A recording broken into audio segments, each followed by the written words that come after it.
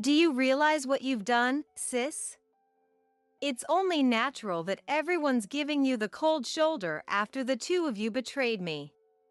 You knew the consequences, right? In response to my fury, my sister retorted with a derisive smirk. Consequences?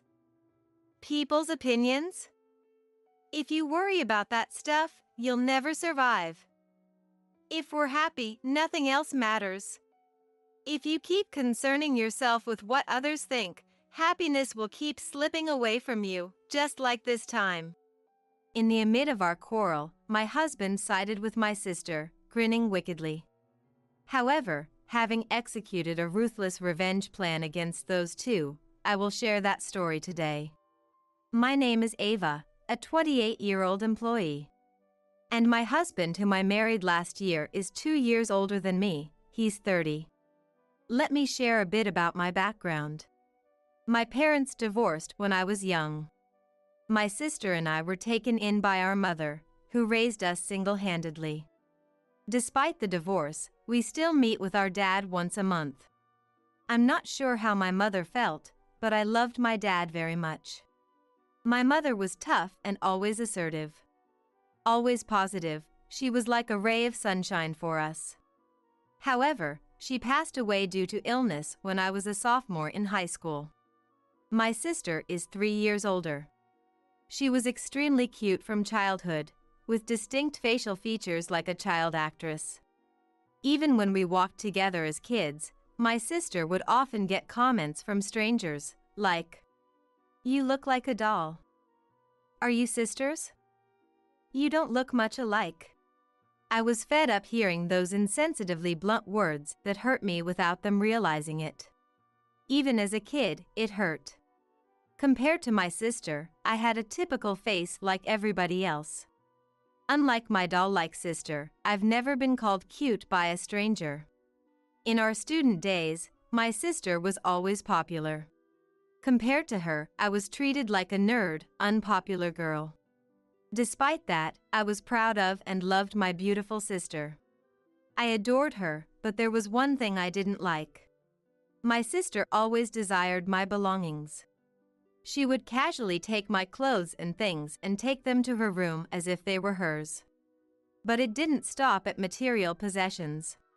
For some reason, she would exchange contact info with my friends, and if she just became friendly with them, it would have been fine. But she somehow managed to steal those friends away from me. In the end, she even took away all my old flames.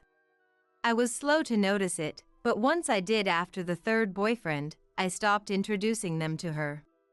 And I hid my relationship with my now husband until our marriage was decided.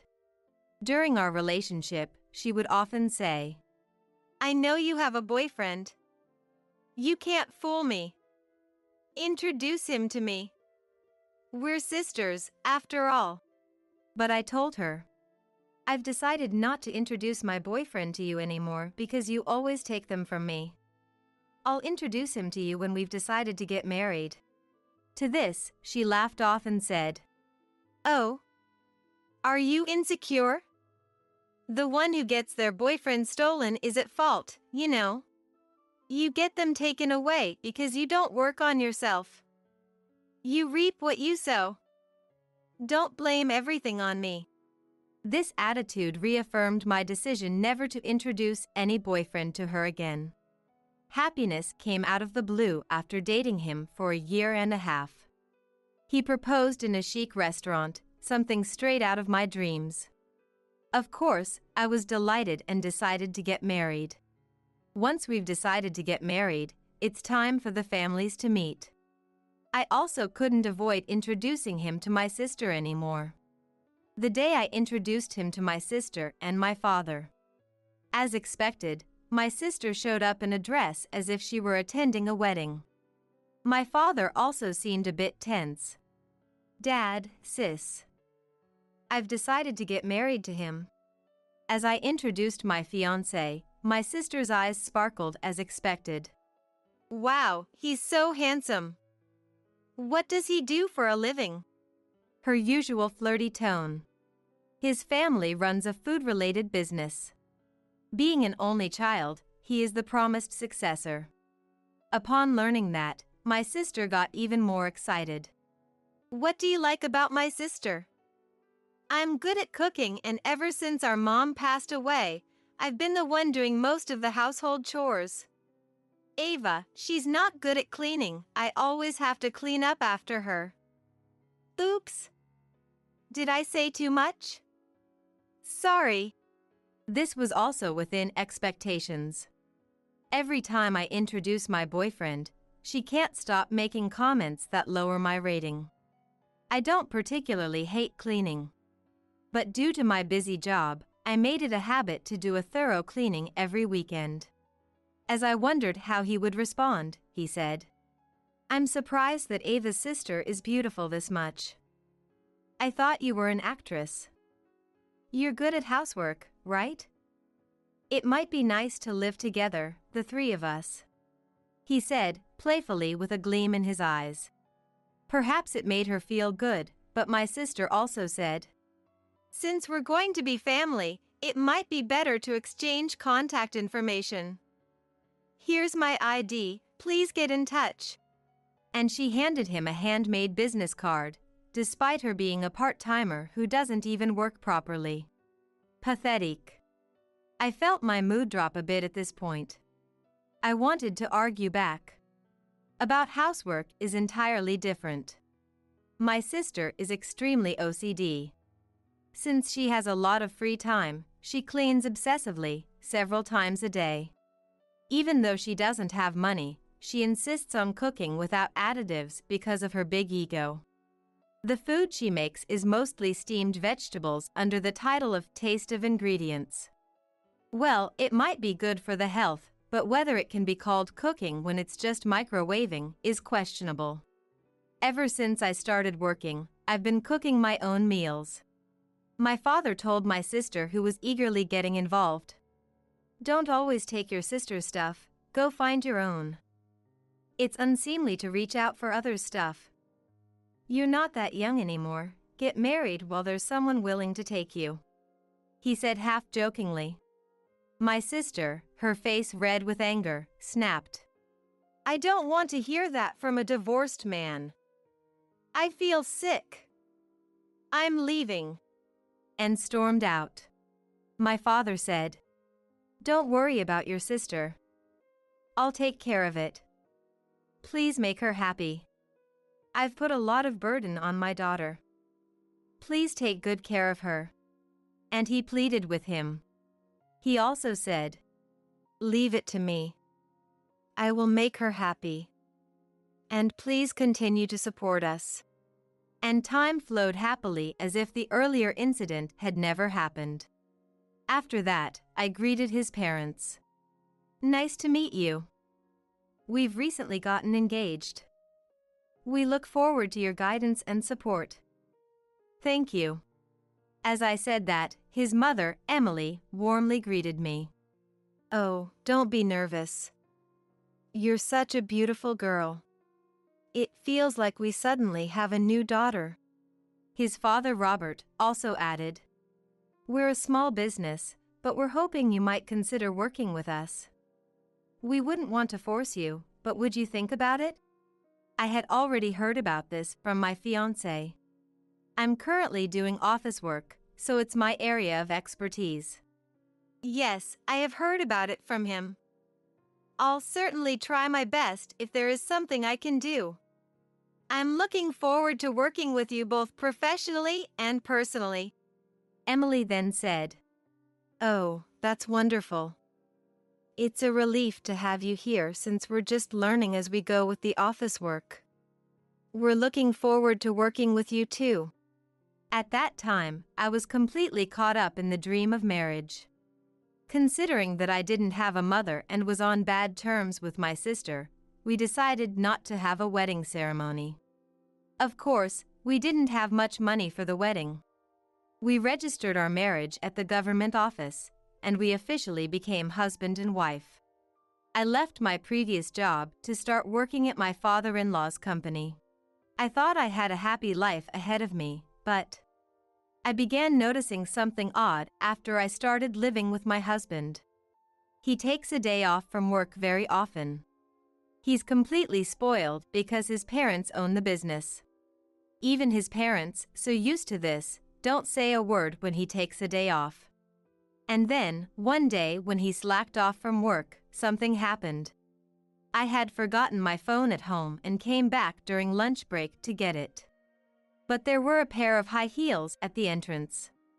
More than a strange feeling, my heart was pounding so hard it hurt. Moreover, those high heels were the same one my sister had taken from me before. I understood the situation instantly. I decided to go outside and act as if I hadn't seen anything. That night, he acted as if nothing had happened. I had absolutely no trust in him anymore. My sister, oblivious to the fact that she's just being played by her numerous boyfriends, keeps insisting that she's popular. Wanting to know more about my sister, I hired a private detective to investigate her. I was shocked by the investigation's results after a month.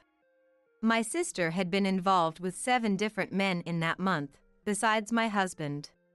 Moreover, all of them were married. My sister had never held a full-time job. Whenever she did work, it was part-time, and she couldn't stick with it because she has a big ego. If she's scolded, she doesn't go to work anymore. When she was younger, she used to have a bunch of sugar daddies. She looked down on me, working and earning my own money, and said confidently, "If a woman is cute, she can get by in life." Perhaps she began to feel the limits of relying on sugar daddies as she got older. Still, my sister, unable to be independent, was hooked on easy dating apps in hopes of marrying into money. And she would catch rich men and get involved with them. However, all those men were already married. My sister was just their plaything. My sister, probably so blinded by her popularity, didn't realize the extent of her actions. In the end, she was involved in extramarital affairs with 8 men, including my husband. It was disgusting to even breathe the same air as such a husband. So, I brought up the topic of divorce. My husband retorted, "Huh? You want a divorce? Well, if that's what you want, fine. I'll give you a divorce. But remember, you're the one who started this, so no alimony." Just as I expected, he readily agreed. I confronted him. "You were having an affair with my sister, weren't you? I know everything. How can you cheat on your wife with her sister?" Upon hearing this, my husband responded, "Oh, that makes things easier. I'll divorce you and remarry your sister. Even her parents know. It'll be quicker to have her over and be a witness to our divorce papers." He then called for my sister. She arrived in a matter of minutes. Seeing my sister only fueled my anger, I asked her, "Do you realize what you've done? It's only natural for others to look at you coldly because you both betrayed me. Are you prepared for the consequences?" In response, my sister just belittled me. Consequences? Public opinions? If we cared about such things, we couldn't live. If we're happy, it doesn't matter what others think. If you keep worrying about how others see you, happiness will slip away, just like this time. I'll also cut ties with you. I've taken the position of the company president's wife. In a sense, I was relieved. The sister I loved so much in my childhood is no longer there. If I can cutting ties with her, I'll gladly do it. The divorce was finalized without a hitch. I told them, "I don't want alimony. In return, never see me again." My ex-husband responded with a grin. "Well, that's a relief. A peaceful divorce." We were renting our residence, so there was no property to divide, and we didn't even have much savings. The small amount of savings we had, which was just enough to cover moving expenses, ended up going to me. Then, his in-laws, Robert and Emily, stepped in. In fact, I had told them everything before this discussion. Emily, though surprised, said, "I love you so much, and I want you to be happy. Are you thinking of quitting the company? If it's hard for you, I understand, but I will support you in any way I can. Please think about it." Robert then added, "Our son is useless. Your work is essential for our company." As it turned out, his restless in-laws arrived a little earlier than the designated time. Robert told my ex-husband, "I've had enough of you. You don't work properly. To top it off, you take leave to have affairs. Pathetic." My ex-husband retorted, "Even if you say that, I'm the only child and the next president. By my time, everything will be AI, so learning now is pointless." Emily also scolded him. "You don't work but talk big. You don't need to show your face for a while. Reflect on your actions and then come back." My sister gleefully added, "Lucky. Official vacation. Let's go on a honeymoon." It was clear the situation wouldn't get any better. I decided to stay at in-laws' house until I could find a place to live. The next day, I filed for divorce. And just like that, I became a single again. And this is where my plan got set in motion.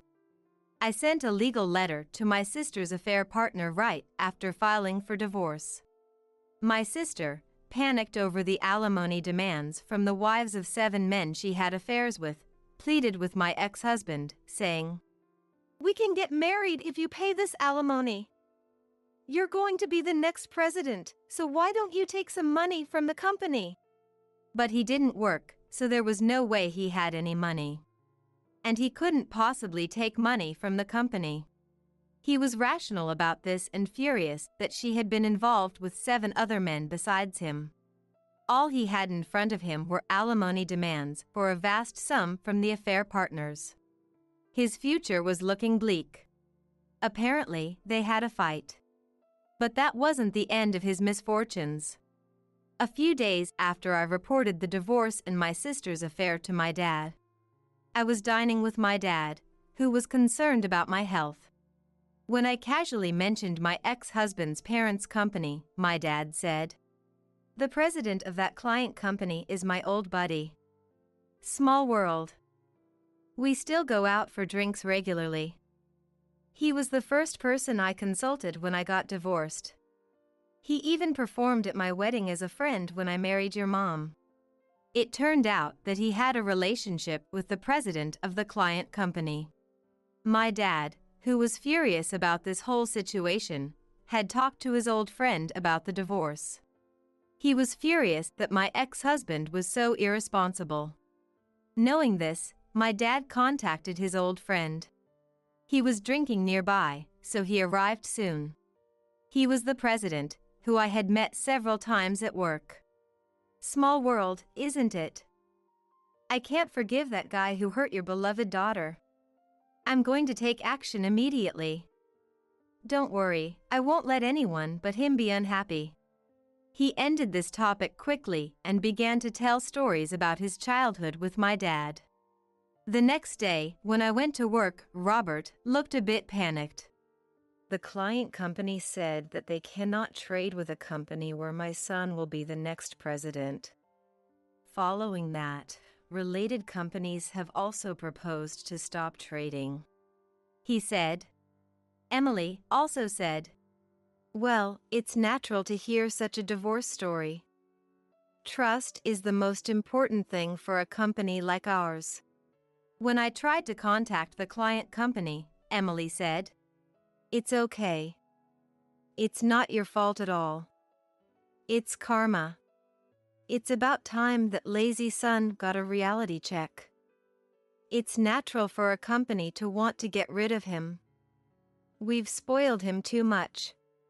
He's always skipping work without permission, slacking off when he's there, and then he has the audacity to suggest that manual tasks could be done by AI. He's not welcome in our company anymore. If we left the company to him, it would go under.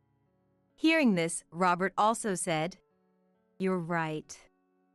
The company would just go under if he took over. I have a proposal. It's a bit sooner than planned, but Emily, can we tell her about that thing?" When he asked Emily, she said, "This is the perfect timing.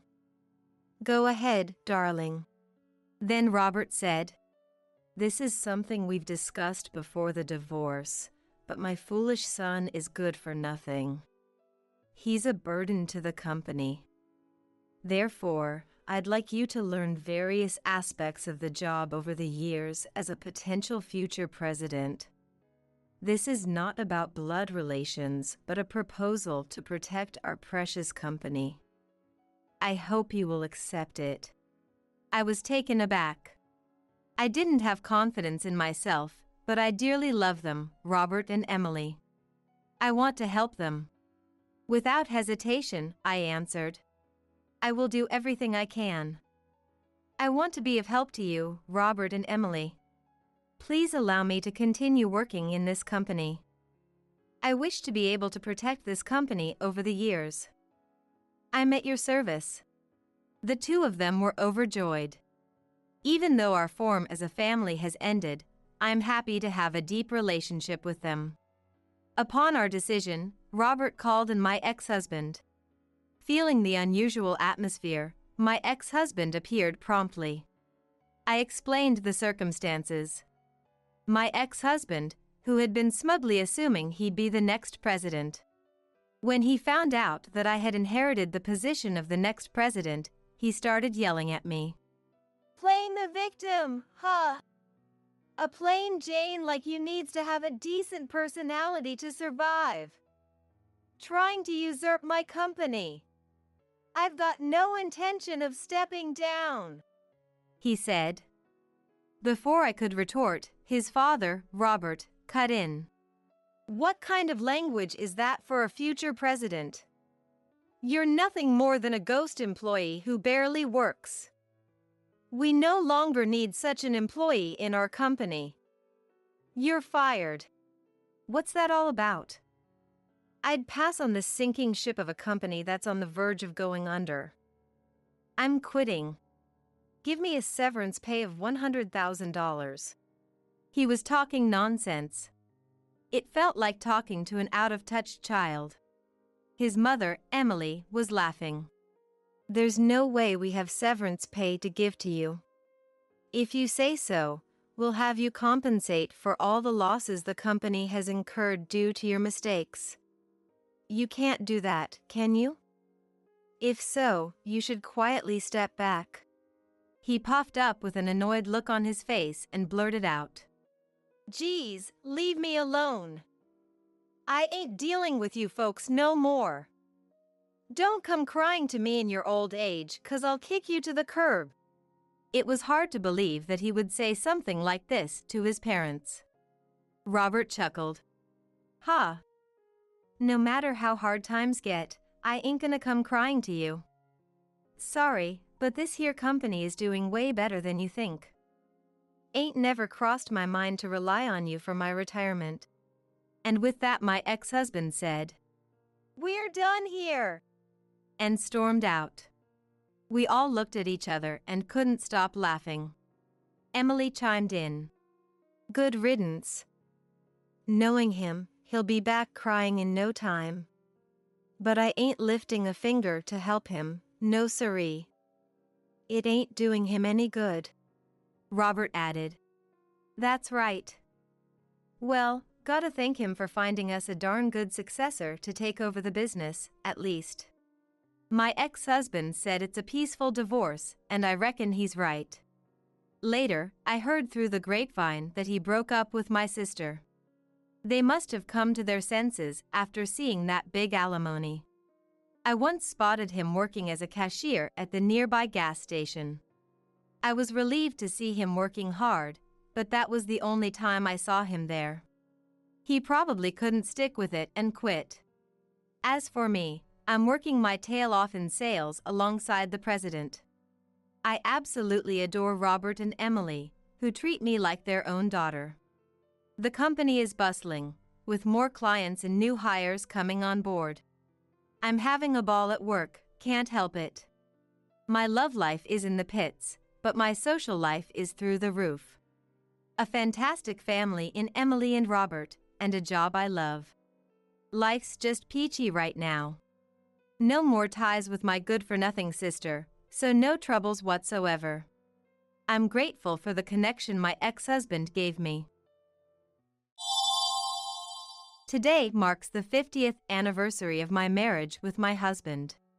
As we each began to eat, our granddaughter Amelia appeared on the verge of tears, showing signs of unease. I wonder what's wrong with Amelia. As I was about to voice my concern, she tugged at her mom, Mia's sleeve, with a tearful voice, appealing. "Mom, I need to go pee-pee." Faced with her appeal, Mia's expression turned ice cold as she bluntly told Amelia, "What a hassle! Just go in your diaper." I couldn't comprehend Mia's words. The thought of letting Amelia just wet herself in a diaper, despite her expressing the need to urinate, was beyond belief to me. A wet diaper would be heavy and uncomfortable for Amelia. Unable to hold back, I opened my mouth to reprimand Mia. Before I could speak, a clear voice echoed, "Hey, Auntie. It's not right to use Amelia for likes." The room fell silent at the unexpected intervention. It was our grandson, Paul. Following his words, Mia was visibly flustered and left speechless. My daughter Madison seemed to realize something and pulled out her mobile phone. "Paul, by likes, do you mean this?" The screen of the mobile phone she pulled out displayed a popular video sharing website. The secret to a 3-year-old girl's mom's way of handling her child. Next to a cute illustrated icon, there was a biography written. Amelia is a 3-year-old girl. Could the poster of this video account possibly be Mia? "Madison, could you let me see that video?" Receiving the mobile phone from Madison, I tapped on the top video of the video account. Displayed was, "My name is Isabella. I turned 67 this year. Always putting family first, I've been married to Stephen, who has always been protective, for 50 years. We live modestly as I'm a housewife, and together we lead a simple, happy life. Though not lavish, our days are peaceful and joyful. My husband and I have 2 children. Our son, Matthew, and our daughter, Madison. It's often said how quickly children grow up, and I truly believe it. Our once needy little children have grown up, married, and left the nest. Matthew got married right after graduating from college. When he introduced us to his college classmate Mia as his spouse, I was surprised at their haste. But as long as they were happy, that was all that mattered to us. Our daughter Madison found her match at work, and after living together for 2 years, they got married. Her partner was her direct supervisor. He visited us to formally announce their engagement, impeccably dressed in a suit without a wrinkle. He was just as Madison had described, sincere and serious. Both Stephen and I felt reassured. Both Matthew's and Madison's families bought their homes not far from where my husband and I live, making it easy for them to visit often. It's a joy to have our grown children come to see us. We're blessed with grandchildren too. My first grandchild, Paul, is Madison's firstborn son. 2 years after Paul was born, Matthew and Mia were blessed with a daughter, Amelia. The grandchildren are growing up well, with Paul now a lively 5-year-old. The last time he visited, he proudly showed off his new bag, excited for starting school next year. Amelia, at the age of 3, has recently started to show interest in fashion. She's a well-behaved child for her age, with many friends at the childcare center, a kind soul. The grandchildren attend the same childcare center near my house, filled with memories from when Matthew and Madison were young. The childcare center filled with memories, once attended by both Matthew and Madison. Even though I felt a deep loneliness when our children left home, being able to see them and now their children so easily fills me with immense happiness. My joy comes from seeing my children and my adorable grandchildren. However, there's one thing that I can't help but worry about. It's how often Matthew's wife, Mia, drops off Amelia at our house. I'm truly happy to see Amelia. She's a 3-year-old granddaughter who's rapidly gaining knowledge, and I'm amazed at her growth every time I see her. But the frequency is just too much. After leaving Amelia with us, Mia would head out dressed extravagantly. Since Matthew works late, the care of Amelia falls mostly on my husband Stephen and me. Gradually, Mia started to rely on me for dropping off and picking up Amelia from the childcare center, sometimes not seeing Mia until it was almost the next day. "Grandma, where's Mom? Isn't she coming to pick me up yet?" Amelia would ask me with a sad face when Mia would come to pick her up. Amelia is still 3 years old. She must be in her prime time for seeking her mom's affection. Every time my adorable granddaughter made a sad face, it felt as if my heart was being squeezed tight. To leave such a small child like Amelia. What could Mia be doing after leaving Amelia with me? "Amelia, it's okay. Mom will come to pick you up soon." Every time Amelia looked sad, all I could do was hug her gently. On a cloudless, sunny Sunday, as usual, Mia brought Amelia over. "Good morning, Mom. I'm sorry to ask, but could you please take care of Amelia today too?" Mia, wearing a short skirt and carrying an expensive-looking bag. "Come on, hurry up," urged Mia. As Amelia walked over to me, she grabbed my hand with her small one. Without saying a word to Amelia, Mia just said to me, "I'll be back tonight," and hurried off. As Mia's figure shrank in the distance and eventually disappeared, Amelia looked down sadly. "Amelia, look, today's such a beautiful day. How about we go to the park together?" I suggested going to the park to lighten her spirits a bit. Her expression brightened. "Go to the park." I was glad to see my granddaughter smile. With that thought, I gently stroked Amelia's head. The park with a large elephant-shaped slide, Amelia's favorite, is about a 20-minute walk from our house. As we walked hand in hand to the park, someone called out to us. A woman around my age, Garcia, who has lived in the neighborhood for a long time. She approached me and Amelia and said something unbelievable. "Oh my, Isabella. Is this your granddaughter Amelia? Matthew really married a good woman, didn't he?" I couldn't understand her words. I can't think of Mia as a good wife. How could a mom who leaves her child every day to go out be considered a good wife? Stunned, I froze for a moment before asking, "Garcia, what do you mean by that?" "Mia, she's taking care of Amelia by herself since Matthew comes home late, right? She seems to be well educated and has money, so Amelia's future is secure. Children shouldn't have to suffer because of money issues," Garcia said with a laugh. Strange. No matter how much I try, the Mia in my mind doesn't match the Mia in Garcia's. Trying not to show my confusion, I replied nonchalantly and continued to the park with Amelia. That night, after 8 p.m., Mia came.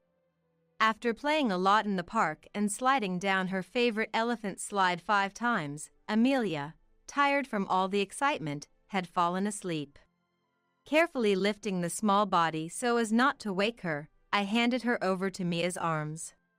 As I was about to ask Mia what she has been doing by leaving Amelia with me. "Be careful. Amelia might wake up," she said hurriedly and left.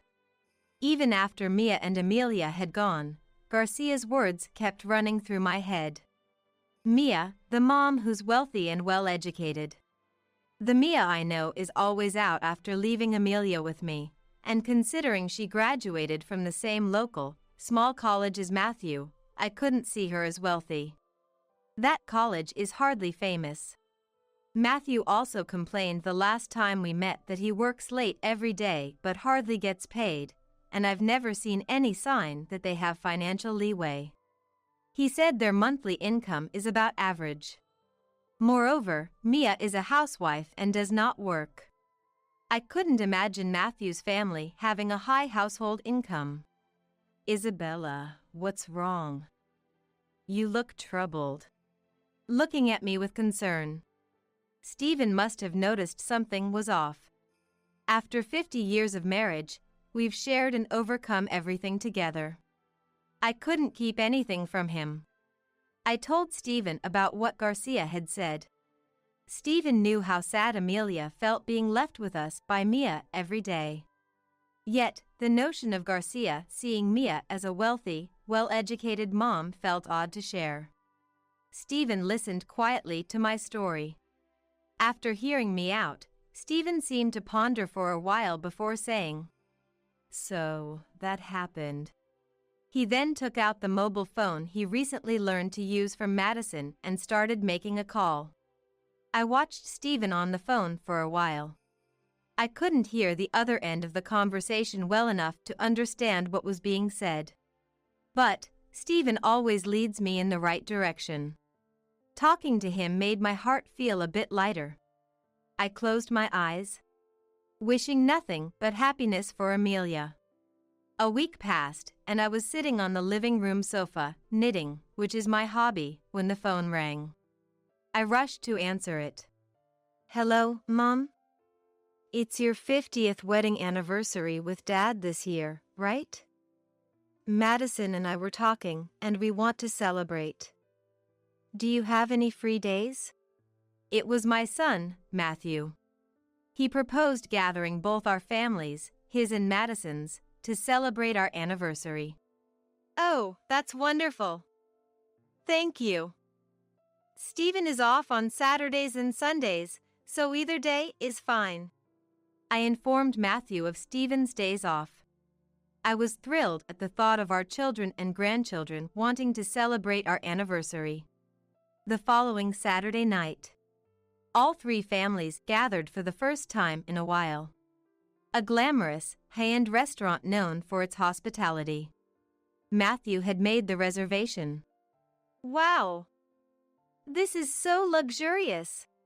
As soon as we entered, Mia excitedly began taking photos of the interior. "Here, Amelia, stand there. Oh, move a bit to the right." She was taking multiple photos of Amelia next to an expensive-looking painting. Taking photos in a high-end restaurant is generally not seen as appropriate. It can disrupt the ambience and the sound of the shutter can be intrusive, so it's polite to ask staff permission before taking pictures. Mia seemed oblivious, continuing to snap away. I was honestly concerned but didn't want to spoil the celebratory mood, so I silently watched Mia's actions. "Thank you for waiting." The staff brought over the food. The table was adorned with dishes that looked like delicate works of art. "Now that the food is here, let's say it again. Dad, Mom, happy 50th wedding anniversary. Here's to." Before Matthew could finish. "Wait a minute," Mia interrupted loudly.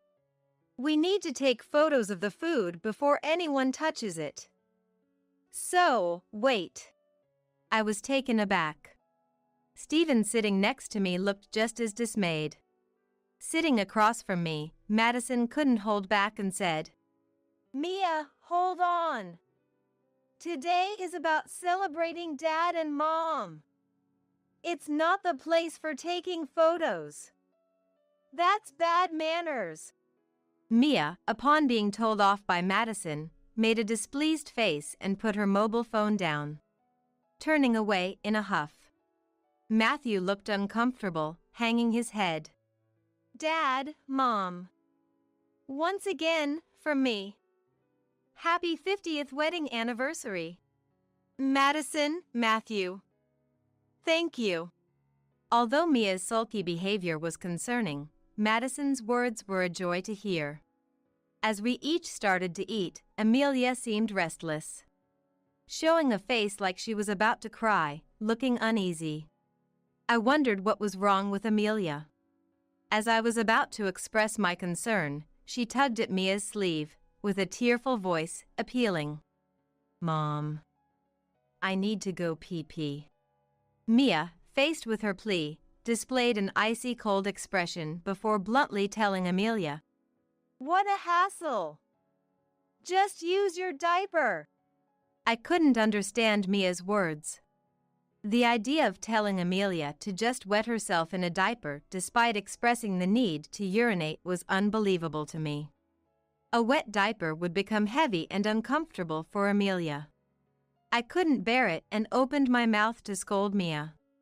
Before I could speak, a clear voice rang out. "Hey, Auntie. Amelia is a person, not a toy." The unexpected intervention brought silence to the room. It was Madison's son, Paul. With a stern expression, Paul continued, "It's not right to use Amelia for likes." Mia, faced with Paul's words, was visibly shaken and left speechless. Mia's treatment towards Amelia was too much to overlook. Too cruel for a mom. Madison seemed to realize something and took out her mobile phone. "Paul, are you talking about this by any chance?" The screen displayed a popular video-sharing website. The Secret to Handling a 3-Year-Old Girl by her mom. Next to a cute illustrated icon, there was a biography written. Amelia is a 3-year-old girl. Could the poster of this video account possibly be Mia? Yes. This is yours, right? Chloe's mom showed it to me when I went to Chloe's house. I recalled Madison mentioning Chloe's mom before. Madison and Chloe's mom, being the same age and due to Paul and Chloe getting along well, were close friends. "Madison, could I see that video, please?" Receiving the mobile phone from Madison, I tapped on the top video listed on the account. The title read, "How to Get a 3-Year-Old Who Hates Going to the Toilet to Go." A busy day of solo parenting by mom. Thinking how Mia always leaves Amelia with me, claiming solo parenting, I watched the video. It showed Amelia crying and Mia scolding her harshly. Knowing Amelia well from our time together, I was certain. Though her face wasn't clearly shown, this was Amelia. I recognized the flashy clothes of the mom, the same ones Mia wore when she came to pick up Amelia. Mia's tone in the video was too harsh. "Just listen and go to the bathroom." Mia, grabbing Amelia's arm and raising her voice, must have been holding on tightly. Amelia's thin arm appeared bruised in the video. A chill went down my spine. This was too much. With trembling hands, I tapped on the video titled, "The 3-Year-Old Who Dislikes Everything. How to Fix Picky Eating." It played Mia forcibly stuffing carrots into Amelia's mouth, who complained they were too hard to eat. The video titled, "Sometimes Mom Needs a Break. How to Put Your Child to Sleep Alone," showed Mia locking a protesting Amelia in the bedroom to have a drink alone. Seeing the content, I couldn't believe this was discipline. I felt the blood drain from my face. "Mia, what is this supposed to mean?" I turned to Mia, holding back rising anger, and asked quietly, "That's not me. It's someone else entirely." Mia, with her eyes darting back and forth, rapidly insisted. Clearly, something was off. "That's Mia's video. The person in the video is her," Stephen stated firmly. "I heard from Isabella the other day.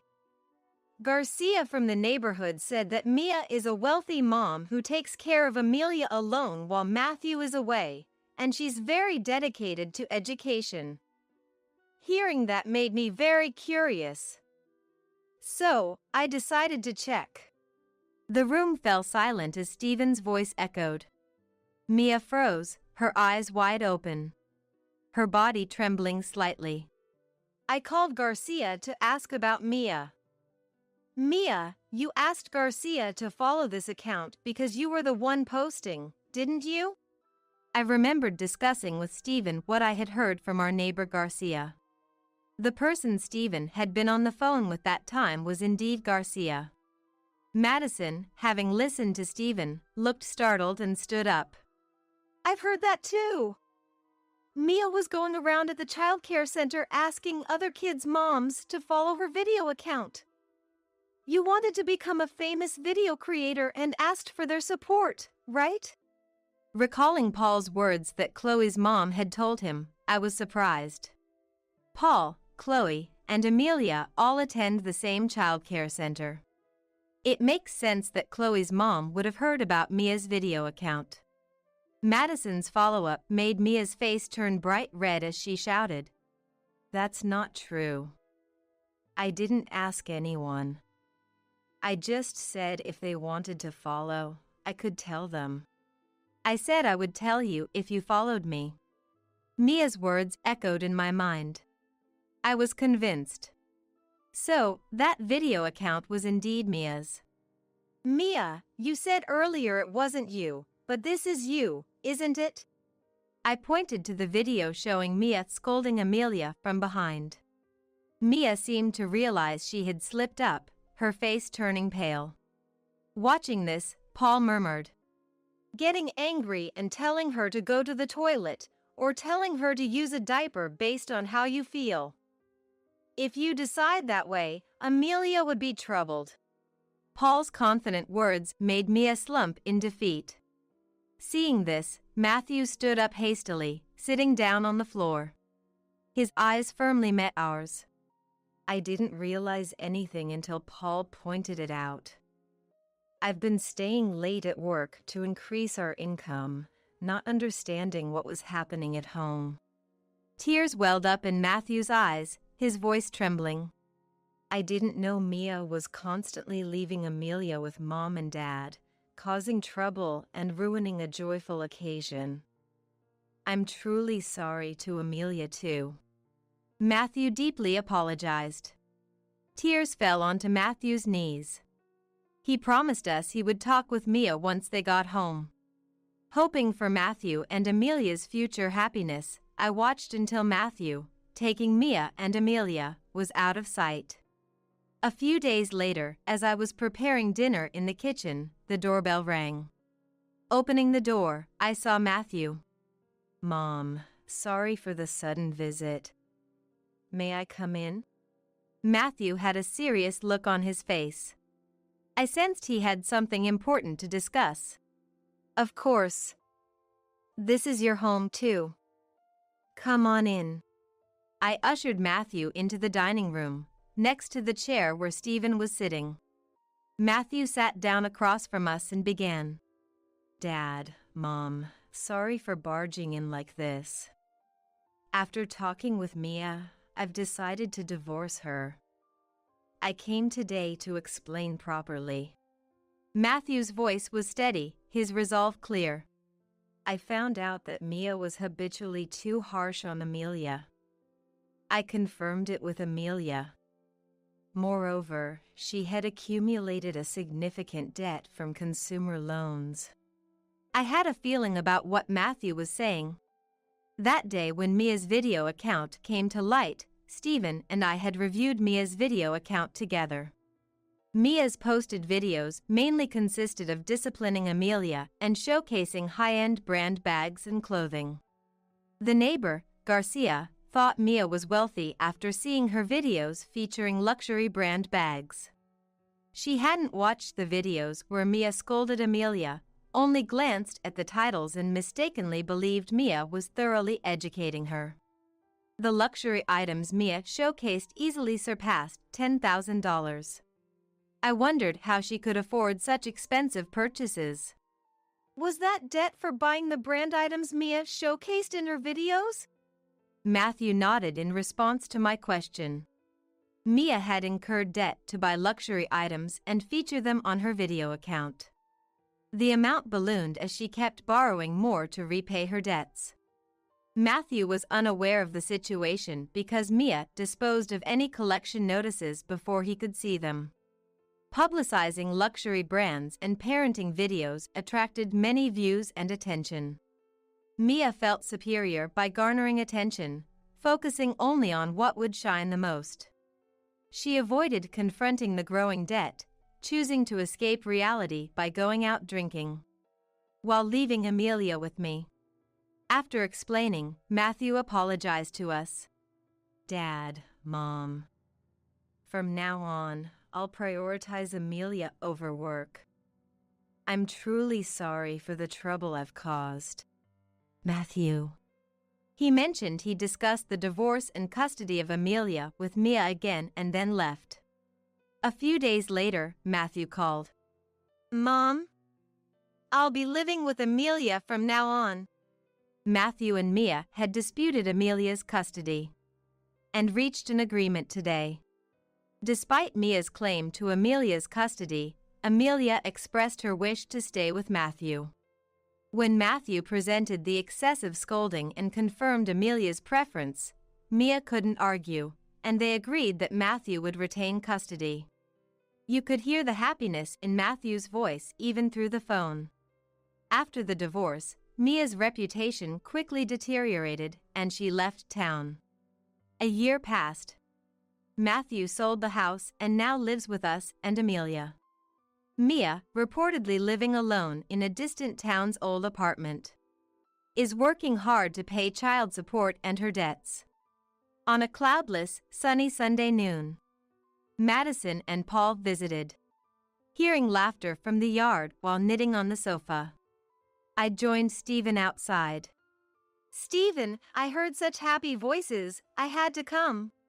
Amelia and Paul were joyfully playing ball, watched affectionately by Matthew and Madison. "Stephen, I'm so glad. Seeing them happy like this makes me truly happy." Stephen squeezed my hand in agreement. Holding his hand back, we watched our children and grandchildren in the yard. I wished Mia had seen Amelia's smiling face instead of focusing solely on her video account's followers and views. Amelia's radiant smile shone brightly in the sunlight. We resolved to protect that smile from now on. Deep in my heart, I felt this strongly.